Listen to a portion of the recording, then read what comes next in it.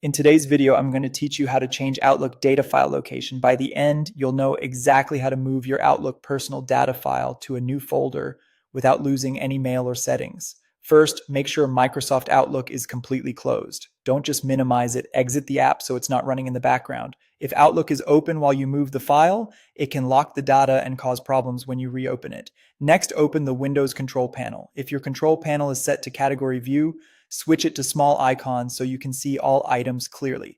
This makes it easier to find the specific Outlook tools we need. Find and open the mail entry. On some systems, it may appear as Mail or Mail, Microsoft Outlook, and this opens the Mail setup window, which controls your Outlook profiles and data locations outside of the main app.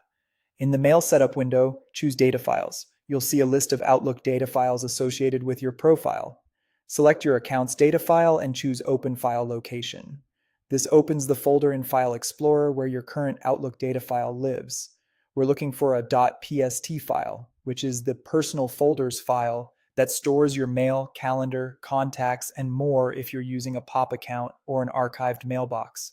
In that folder, right-click the .pst file and choose Cut. Now browse to the new folder where you want the file to live, ideally a local drive location with plenty of space and regular backups.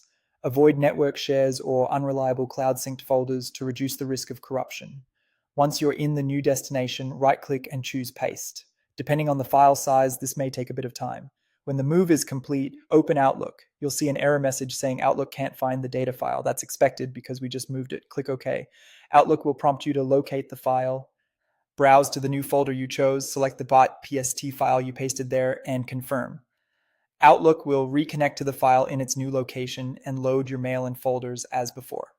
That's it. You've successfully moved your Outlook data file. As a quick tip, consider noting the new path for future reference and backing up the file regularly. If you work with large archives, give Outlook a moment after reopening to finish indexing so search results are accurate.